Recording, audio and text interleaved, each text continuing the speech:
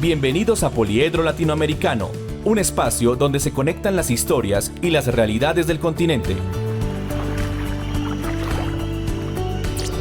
Estás conectado con Poliedro Latinoamericano. Poliedro Latinoamericano.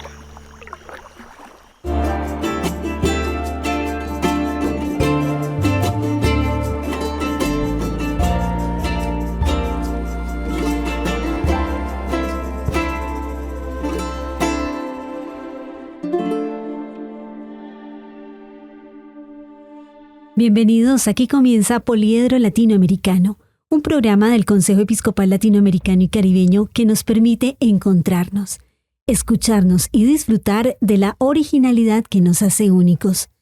Un poliedro que recoge lo mejor de cada uno, un espacio sin diferencias entre unos y otros. Construir la Iglesia desde los territorios de América Latina y el Caribe es la misión que nos une, porque en Poliedro Latinoamericano todo está conectado.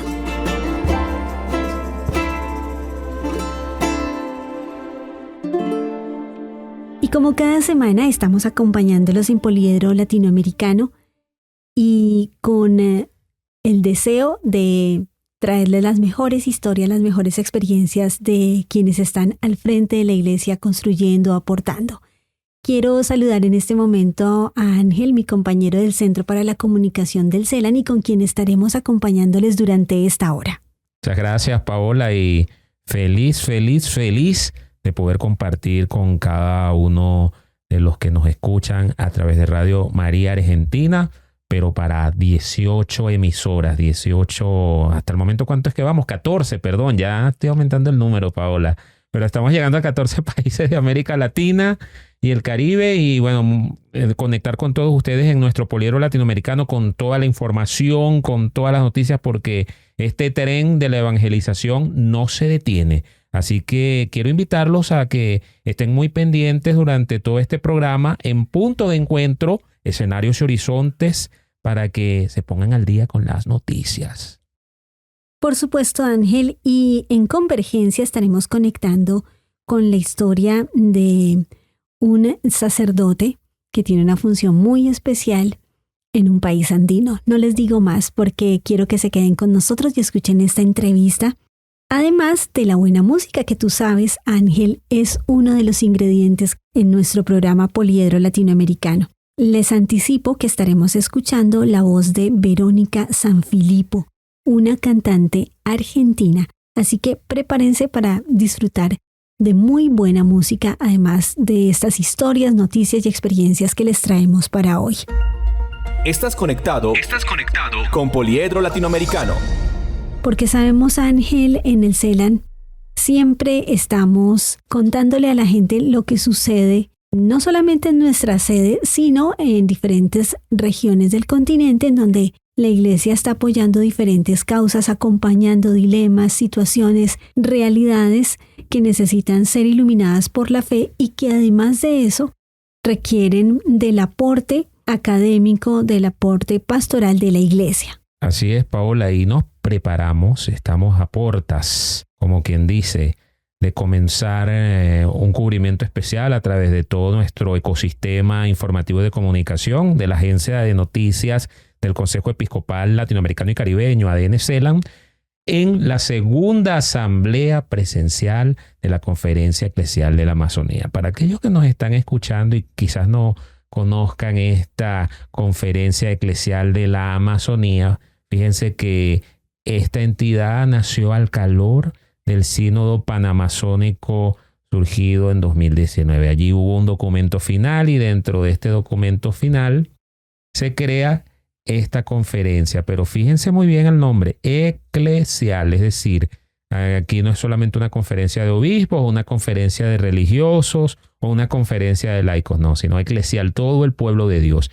Y en estos territorios amazónicos que ocupan 9 países de la región, de la cuenca amazónica, están misioneros, misioneras, religiosos, religiosas, sacerdotes, obispos, laicos, laicas comprometidos con todo este quehacer. Y en esta segunda asamblea presencial desde la creación de la SIAMA, 2020, si mal no recuerdo, hasta entonces, y bueno, con todo este contexto pandémico del COVID-19, El año pasado ya se hizo una primera asamblea presencial y este segundo año pues apuntan a seguir evaluando ese camino sinodal, pero también en la preparación del rito amazónico. O sea, hay toda una comisión de trabajo abordando de una manera muy rigurosa, con todo el sentido litúrgico, para construir desde los territorios, y esto ya pues ha sido un hecho público y notorio dentro de la iglesia, la creación de este rito amazónico.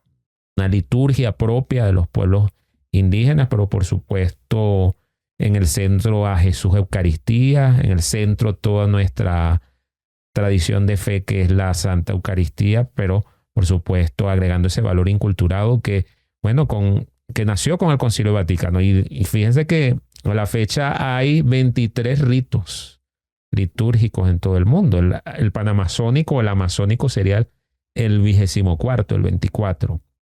Entonces es muy importante que en esta asamblea se va a discutir todo esto y los derroteros que va a tener la SEAMA, Paola.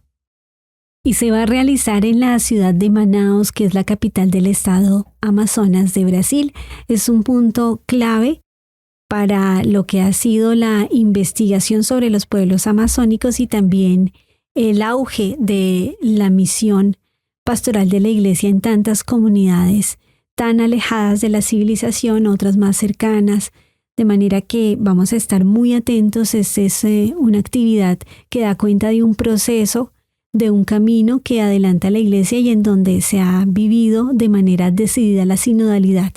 Es un aspecto muy importante de la iglesia en los pueblos amazónicos. Además del papel de la mujer, es la primera vez dentro de los organismos eclesiales donde se han nombrado 2 vicepresidentas. Está Laura, la hermana Laura Vicuña, Pau, y Patricia Gualinga, del pueblo Sarayaco. Así es, Paola. Entonces 2 mujeres allí representando una laica, una religiosa, le da pues esa diversidad de carismas y de dones propio de nuestra iglesia y desde la dignidad de bautizados. Bueno, pues nos preparamos entonces para lo que será esta agenda de gran importancia para ADN CELAN, para el mismo CELAN y por supuesto para la Conferencia Eclesial de la Amazonía, SEAMA. Ángel, ¿qué te parece si nos vamos con algo de buena música?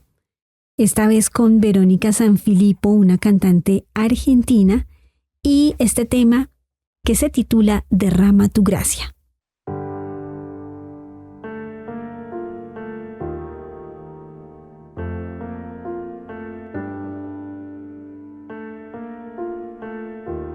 Tu presencia es como un manantial de agua viva que fluye sobre mí, un fuego ardiente que reaviva y quema mi existir.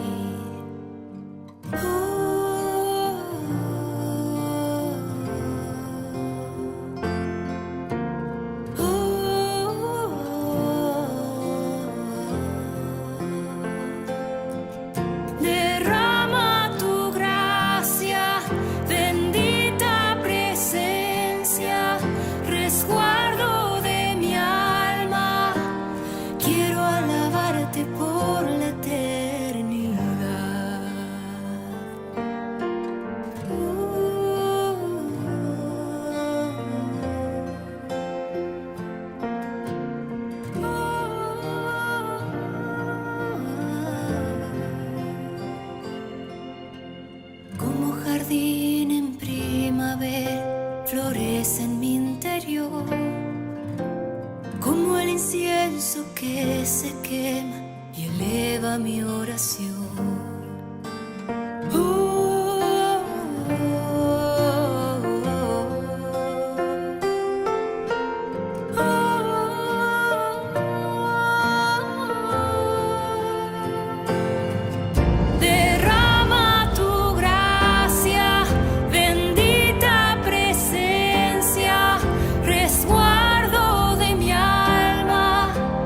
Quiero alabarte y derramar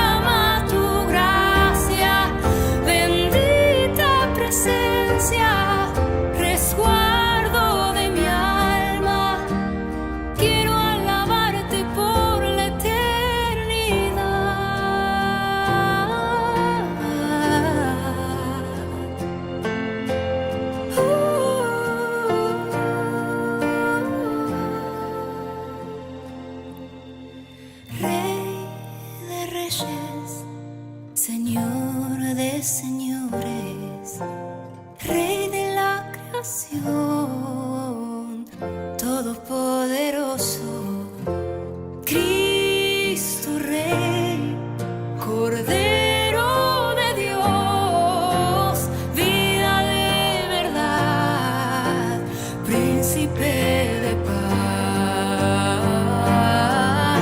Derrama tu gracia, bendita presencia, resguardo de mi alma. Quiero alabarte y derrama tu gracia, bendita presencia, resguardo de mi alma. Quiero alabarte por la eternidad.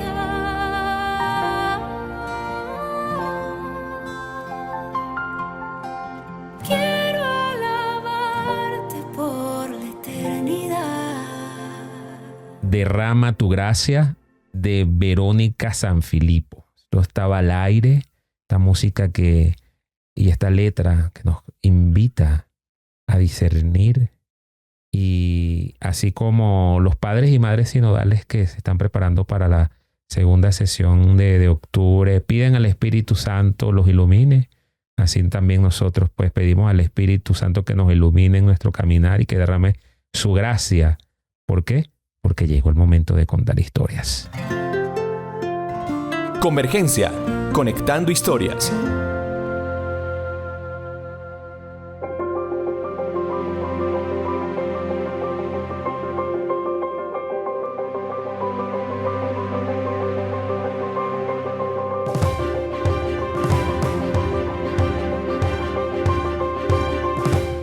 Y la historia en esta emisión de Poliedro Latinoamericano es la del padre Guillermo Inca. Él es sacerdote del Obispado Castrense en Perú. Nació en la localidad de Santiago de Chuco el 26 de abril de 1959. Ha sido administrador apostólico del Obispado Castrense de este país andino, un cargo que ocupó entre los años 2013 y 2014, además de ser vicario general del Obispado Castrense y actual secretario general de la Conferencia Episcopal Peruana. Es el primer sacerdote en ocupar este rango que generalmente se le encomienda a un obispo. Y con la bienvenida al padre Guillermo Inca a nuestro Poliedro Latinoamericano, quisiéramos empezar por hablar de realidad, porque la Conferencia Episcopal Peruana de manera reciente envió un comunicado a la opinión pública en donde reitera su llamado tanto a la ciudadanía como a las autoridades sobre esa responsabilidad que tienen para aportar al mejoramiento de la actual situación del país. Padre Guillermo, hablemos de esa preocupación constante de la Iglesia. Sí, gracias por la pregunta. Estamos efectivamente en un largo proceso de crisis que ya se arrastra varios años. No es una cosa muy reciente, digamos, desde el gobierno que empezó, cuyo presidente está ahora preso por este intento de golpe de Estado. La crisis se ha profundizado en los tres niveles que consideramos del poder político. En el Congreso de la República, con una deslegitimización terrible. ¿Pero por qué? Porque las leyes que van saliendo se enfocan generalmente en intereses personales. Ha habido cosas muy significativas, logros, mejor dicho, como por ejemplo lo que llamamos la SUNEDU, un organismo que logró exigir que el nivel universitario fuese muy alto. Y eso permitió que muchas universidades quedasen un poco en stand-by porque no tenían ese nivel. Han entrado congresistas que, preocupados más por su interés de recuperar sus universidades, han logrado, y eso es lo preocupante, que este organismo quede disminuido profundamente. ¿Y qué pasa entonces con estas situaciones? Pues han debilitado mucho la perspectiva de educación en este caso. Pero no es el único, lamentablemente. Una reciente ley sobre la minería, que favorece la minería ilegal porque ha modificado una ley de la fauna y flora silvestre. Entonces abre un campo inmenso para la destrucción de la Amazonía. Y no solamente allí, porque usted sabe que el Perú es un país eminentemente minero. Hay minerales en toda nuestra cordillera y también en la selva y en la costa. Entonces se perjudica tremendamente con lo que crea además una ola de corrupción terrible, trata de personas, inestabilidad política, etc. ¿A dónde vamos? El gobierno, pues el Congreso de la República ha perdido mucha legitimidad por esta razón. También el gobierno, que sería otro punto de referencia, es muy débil, ¿no? Teníamos el concepto popular de que el primer ministro que recién ha sido cambiado era el que sostenía a la presidencia, a la presidenta. Era mucho más ágil políticamente, mucho más claro en sus ideas. Hoy ya no está. Entonces la debilidad anterior se cae. En el campo del Poder Judicial es muy delicada la situación, la impunidad campea, ¿no? Y el desorden, por lo tanto, la policía toma preso a un delincuente, 24 horas está fuera, no sabemos por qué. Se supone o se presupone ciertas situaciones. En este panorama, la crisis del Perú, como usted puede comprender, es muy grande. La Iglesia se ha pronunciado efectivamente. Ya en septiembre, cuando se hizo el primer atentado contra la Junta Nacional de Justicia, que para nosotros es un organismo clave. ¿Por qué? Son ellos los que van a nombrar los jueces y fiscales de todo el país. Entonces, si esta junta está debilitada o está integrada por miembros marcados prácticamente a dedo por intereses del Congreso, ya no tenemos la autonomía y por lo tanto la impunidad va a aumentar. Entonces, cuando se intentó ya hacer este ataque a la Junta Nacional de Justicia, la Iglesia habló.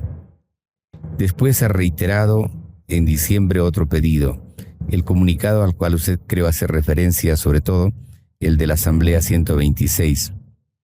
Ha sido un comunicado bastante fuerte, valiente, profético, creo yo, con mucha parresía, para decir estamos mal, pero no estamos mal solamente en un aspecto, hay muchos aspectos que atender. Y la sociedad civil, la invocación que hace la Iglesia es a la sociedad civil, pero también tenemos un cansancio. Además, hay un peso muy fuerte que la historia todavía lo va a tener que evaluar en enero, cuando hay el cambio entre el presidente que intentó dar el golpe de Estado y la presidenta actual. Tenemos 70 muertos, entre civiles y militares también. O sea, es un peso muy fuerte. Por eso la Iglesia habla. Aquí hay que reconocer que la Iglesia tiene en el Perú todavía mucha credibilidad. Es aceptada, tal vez no es obedecida, digamos, entre comillas, pero es escuchada. Y cuando hay problemas, conflictos muy fuertes, es invitada a intervenir. Monseñor Miguel Cabrejos, que fue presidente aquí en el CELAN, al menos en 3 ocasiones en momentos muy críticos del país, fue invitado y pues exitosamente pudo ayudar. Frente a estas necesidades, Padre Guillermo, y esas solicitudes de la Iglesia, ¿cuál es el eco de otros representantes de la Iglesia continental? Se lo pregunto porque usted ha compartido esta realidad en reuniones, el eco de estos dolores con otros obispos. Yo no sé si decirle que la articulación en estos campos es fatalmente común.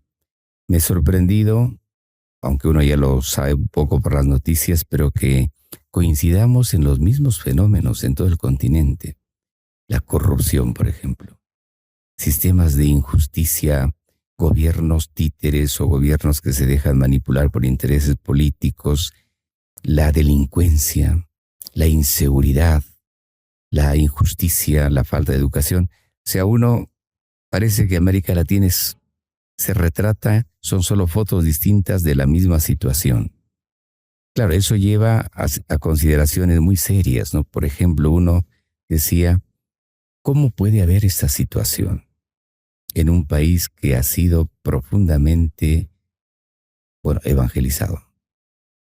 Somos un continente cristiano y muchas de nuestra cultura y expresiones culturales están enraizadas con el Evangelio. ¿Qué nos pasó? ¿Por qué se ha permitido de alguna manera que se desembalce en esta corrupción tan galopante, tan fuerte, y en este apetito de ambiciones personales que hacen olvidar totalmente el bien común? Tal vez la doctrina social de la Iglesia no la enseñamos mucho, no la difundimos mucho, Pero hay también otra inquietud. ¿Y qué hacemos? ¿Callamos pro bono pacis, para que no haya dificultades?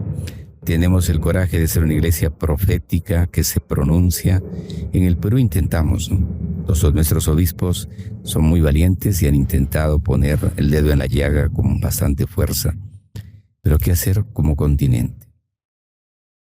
Creo que el sínodo nos va a dar un gran respiro, porque si logramos que cale todo este espíritu que el Papa Francisco está impulsando, puede ser como un bálsamo a estas heridas, ¿no?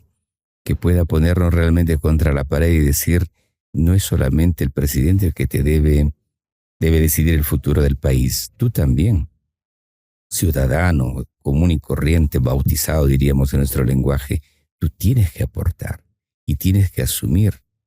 Por eso es muy bonito lo que el sínodo nos convoca, corresponsabilidad.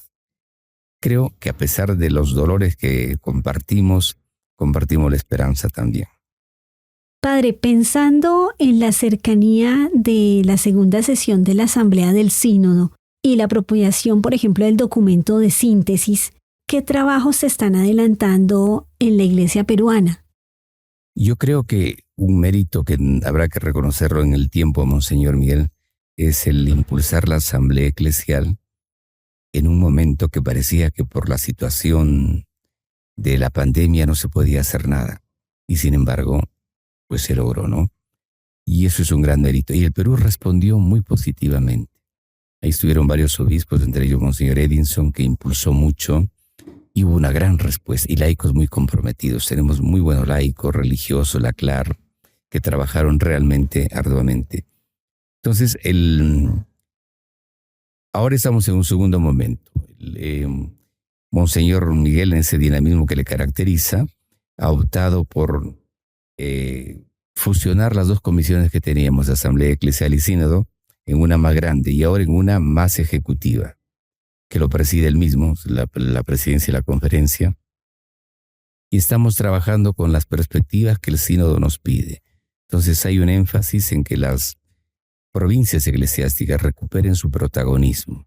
Entonces sean ellas las que impulsan a las diócesis, que los motiven, que recojan un poco esta primera expresión o conclusiones a la pregunta cómo tendremos que hacer una iglesia sinodal misionera, y luego recogerlo en la conferencia como es debido.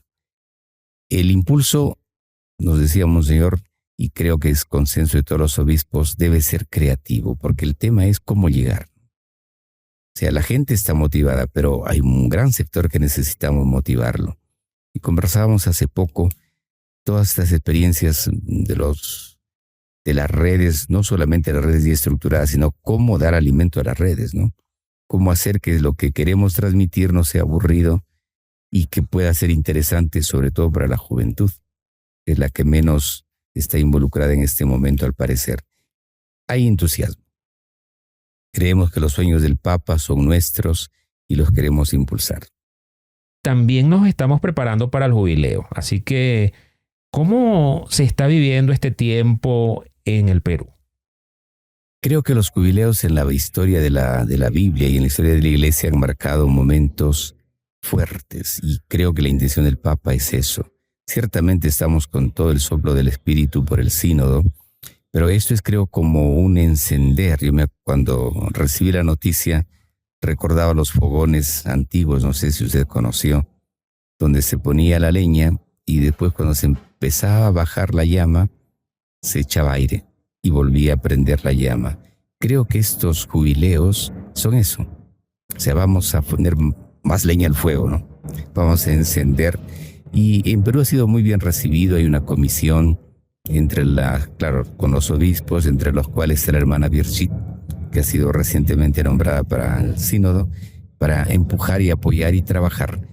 Muy vinculado al sínodo, por supuesto, ¿no? Pero estamos trabajando. Era el padre Guillermo Inca, el secretario general de la Conferencia Episcopal de Perú, nuestro personaje en Poliedro Latinoamericano, y a quien agradecemos su análisis de esta realidad que se identifica mucho con las experiencias, los dolores, las esperanzas de diferentes países en el continente. Padre Guillermo, muchísimas gracias por acompañarnos. Y cerremos este diálogo con el padre Guillermo Inca escuchando la música de Verónica Sanfilippo. A continuación, los dejo con el título Mi refugio.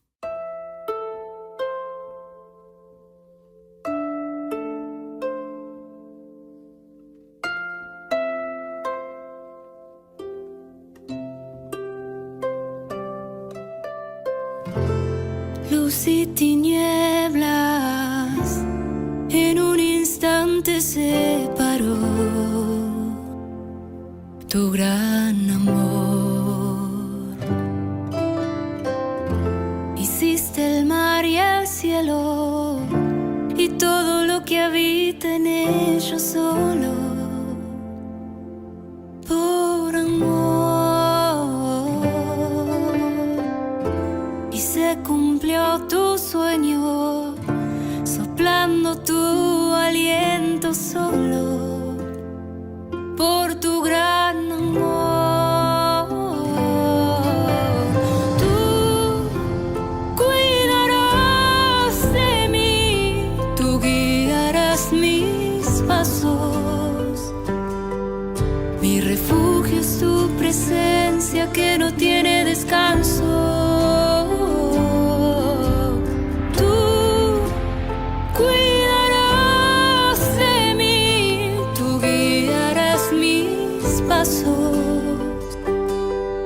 Mi refugio es tu presencia que no tiene descanso.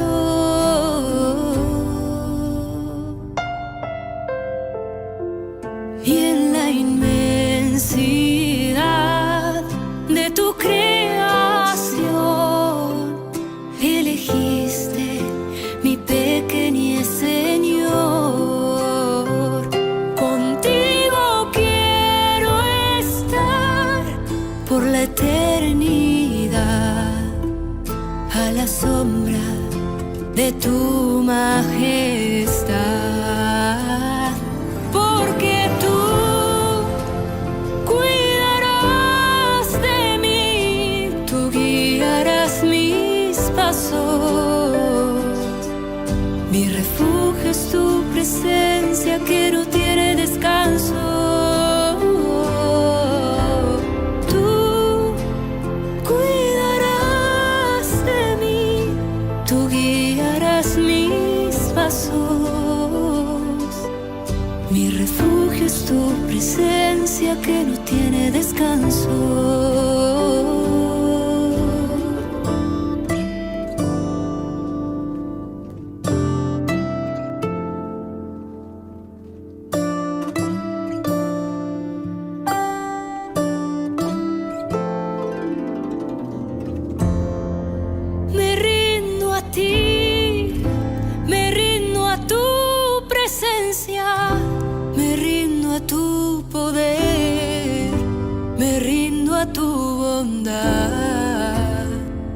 Me rindo a ti, me rindo a tu presencia, me rindo a tu poder, me rindo a tu bondad, porque tú cuidarás de mí, tú guiarás mis pasos. Mi refugio es tu presencia que no tiene descanso.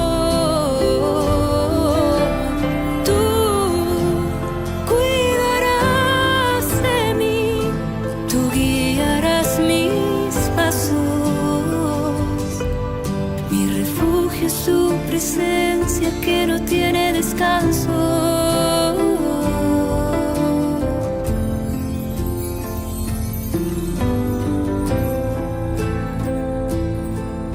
Mi refugio es tu presencia que no tiene descanso. El CELAN es un organismo de comunión episcopal, de reflexión, de comunión, cuya agenda no se detiene. Es tiempo de escuchar noticias.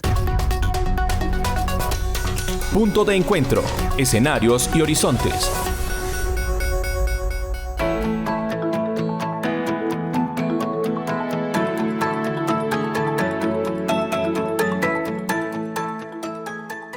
Ángel, del 9 al 11 de agosto se realizó el Congreso de Teología Sinodal en el CELAN. ¿Cómo ser una iglesia sinodal en misión? Esa era la pregunta que orientó todas las reflexiones. Así es, Paola, y fue un ejercicio de profundización a partir de las enseñanzas del Concilio Vaticano II, el Magisterio del Papa y la Comunidad Teológica del Continente y la Comisión Teológica Internacional. Por eso escuchemos a Monseñor Jaime Spengler, presidente del CELAN, quien nos habla sobre la importancia de este evento.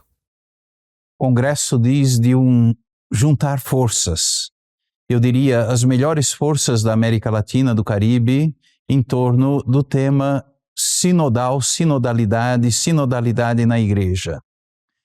Essa não é uma temática nova, porém a forma como estamos desenvolvendo toda esta dinâmica em torno da temática, isso sim é novo. E oxalá possamos, através da reflexão teológica agora, mas depois também num momento de encontro com aqueles que tomam parte na sala sinodal para essa segunda sessão, cooperar para que realmente esse espírito do caminhar juntos, de uma igreja mais próxima do Evangelho, mas também muito mais atenta à realidade da vida de nossas comunidades, possa responder aos desafios do tempo presente. Eu creio que assim nós temos bem focado a importância desse momento, desse congresso que nós estamos vivendo aqui em Bogotá, na sede do CELAN.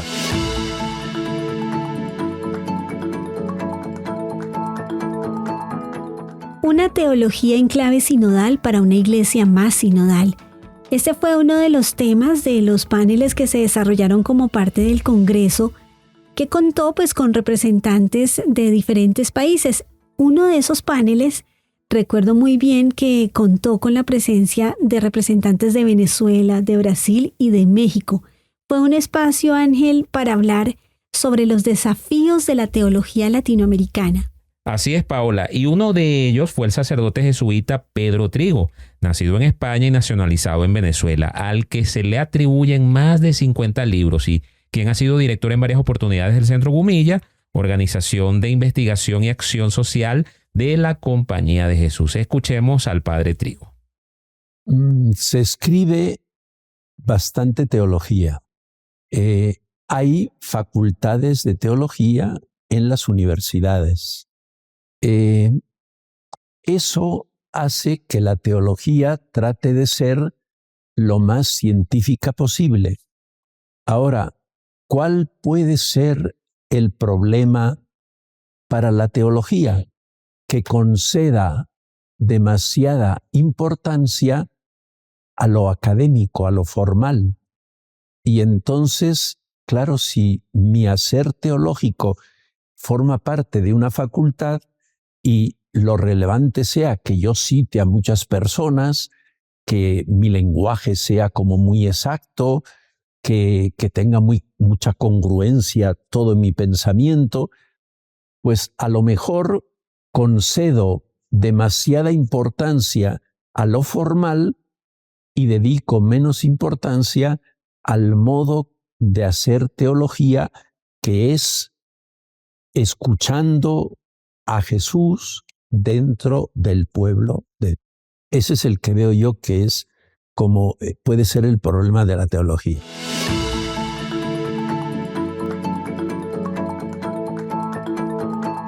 Y concluido el Congreso de Teología Sinodal del 12 al 14 de agosto, cerca de 42 personas que hacen parte de la representación de América Latina y el Caribe en lo que será la segunda sesión del Sínodo, se reunieron por convocatoria del CELAN en Bogotá.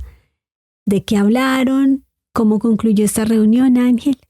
La hermana Liliana Franco, presidenta de la Confederación Latinoamericana y Caribeña de Religiosos y Religiosas CLAR, dijo que la reunión mostró progresos en cuanto a la reflexión y disponibilidad para abordar realidades de la Iglesia con propuestas concretas para discernir pensando en el contenido del Instrumentum Laboris. Escuchemos a nuestra querida hermana Lili. Para mí, la experiencia es la experiencia de estar con hermanos y hermanas. Yo ayer sentía, cuando iniciábamos el trabajo, una emoción muy fuerte y era de alegría. Sentía ya en ninguno de estos hermanos y de estas hermanas yo encuentro una amenaza. Todos son hermanos y hermanas con distintas vocaciones, pero con los que es posible compartir esta búsqueda sincera de la voluntad de Dios para nosotros en el continente. Yo experimento alegría porque siento que somos una iglesia plural, aquí todos somos muy distintos, pero que es una iglesia que discierne. Yo experimento que somos una iglesia que se está haciendo las necesarias preguntas, que nos estamos dando tiempo. El hecho de estar aquí todos, a pesar de las múltiples ocupaciones que tenemos, privilegiar este espacio, que es el espacio del discernimiento, del encuentro, del diálogo, eso para mí ya se constituye en un valor agregado. Siento que vamos madurando en la reflexión eclesial y eso supone que nos escuchamos con mayor respeto, con mayor reverencia, pero que somos capaces también ya de construir juntos.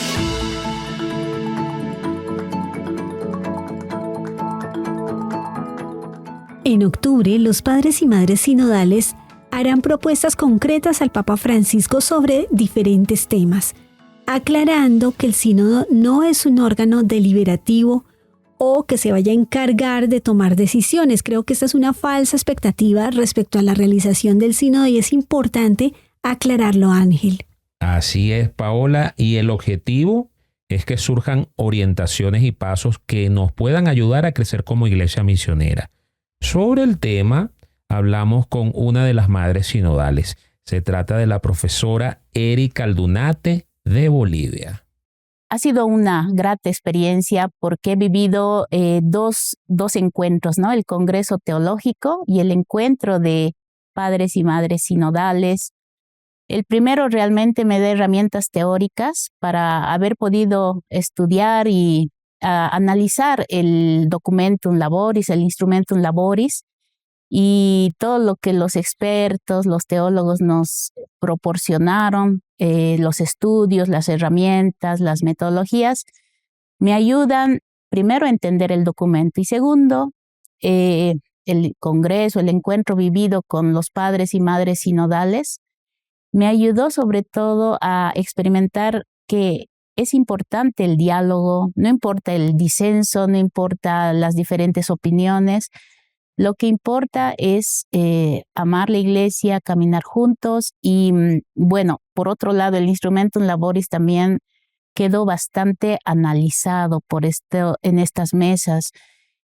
A través de otros uno estudia detalles que sola no logra estudiar. El ensayo de haber estado en mesas, haber además llevado una secretaría, que es lo que me encargaron, me ayudó a tener formas sintéticas de análisis, de hacer frases cortas, que también a veces se piden en las mesas de trabajo ahí en el sínodo.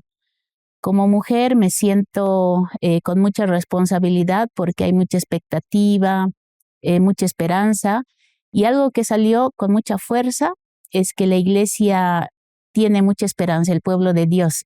Cardenal Barreto decía, hay que devolverle la esperanza al pueblo porque la iglesia es del pueblo y nosotros somos pastores que los guían y no podemos fallar a esta esperanza, este sueño del pueblo de Dios.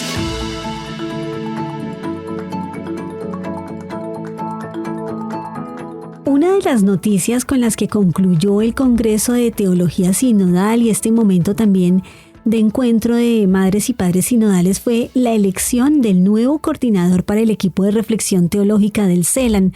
Ángel, esto es muy importante. Muchísimo, muchísimo, porque le queda esa vara alta, como quien dice, al sucesor.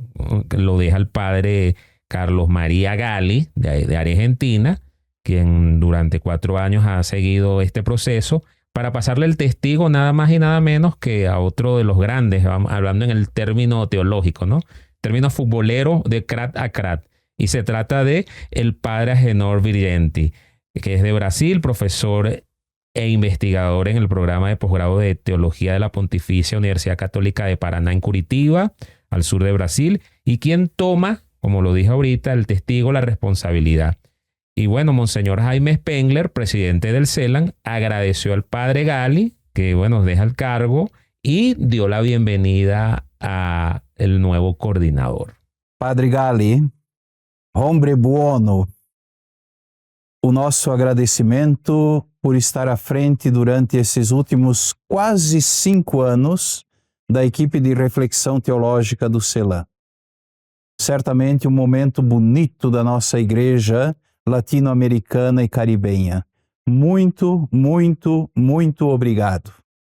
Ao Padre Agenor, que assume agora então a coordenação dessa equipe de reflexão, seja bem-vindo, Magrão. É uma expressão bem brasileira esta. Certamente também agradecemos a disponibilidade tua de assumir esta coordenação no momento histórico que também estamos vivendo e viveremos. E esse momento histórico que estamos vivendo e viveremos traz para a reflexão teológica certamente muitos desafios. E a possibilidade do novo que todos nós estamos trabalhando para construir e desejamos está nas nossas mãos. Por isso, certamente é um privilégio poder participar desse momento histórico. Desejamos a ti e à equipe que estará trabalhando contigo durante esses anos o melhor, que vocês possam nos ajudar através da reflexão para que a nossa igreja no continente possa corresponder sempre mais e melhor àquilo que é a sua missão, ser sal, luz, fermento de transformação. Bom trabalho e muito obrigado. Sintonía espiritual. Reflexiones para el camino.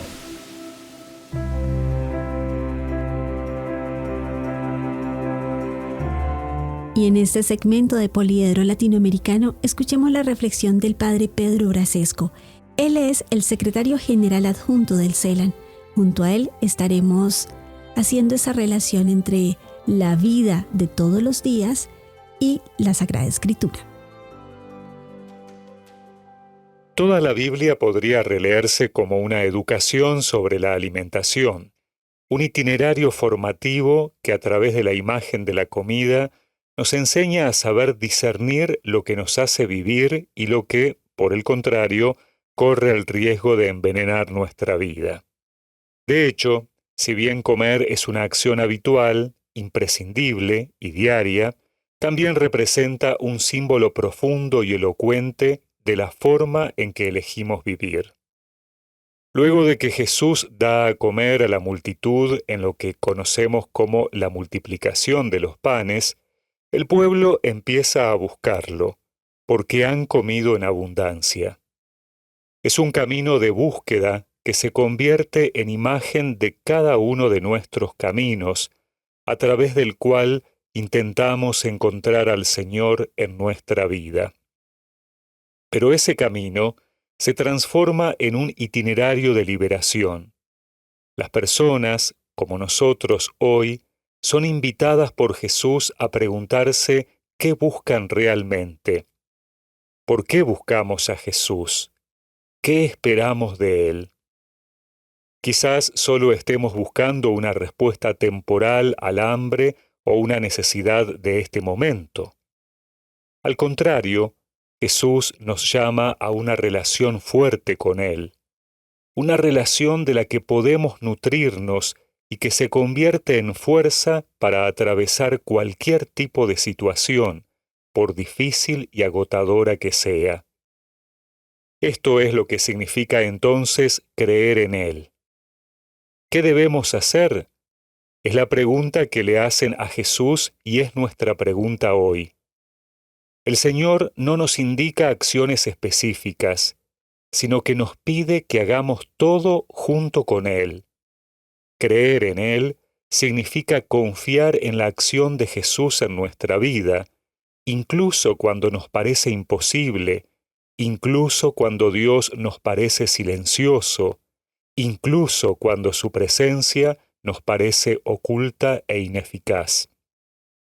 Este alimento, esta relación con Jesús, es un pan gratuito, dado a todos, especialmente a los que tienen más hambre, especialmente a los más pobres, a los que no tienen nada, o más bien a los que se dan cuenta de que son pobres y no tienen y no pueden tener nada. Esta es, por tanto, la condición fundamental, darnos cuenta de que tenemos hambre, es decir, que necesitamos que alguien nos dé de comer, porque no somos autosuficientes, somos criaturas que necesitan de su Creador. Aristas, Voces sin Fronteras.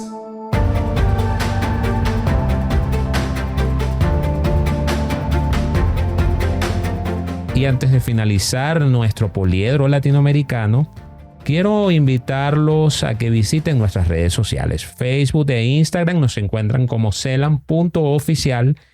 En X, antes Twitter, nos consiguen como Celan Web. Por supuesto, no dejen de pasar por la página web celan.org y también todos los eventos en vivo, todas las transmisiones que hacemos, las encontrarán en Celan TV en YouTube, el canal YouTube Celan TV. Suscríbanse, activen la campanita, Paola. Y con esta invitación que nos hace Ángel a conocer las redes sociales del Celan, nos vamos despidiendo. Nos volveremos a escuchar la próxima semana en este poliedro latinoamericano, en donde la acción pastoral y el trabajo evangelizador es noticia, donde recogemos lo mejor de cada uno. Así que nos volveremos a escuchar, porque en Poliedro Latinoamericano todo está conectado. Hasta pronto.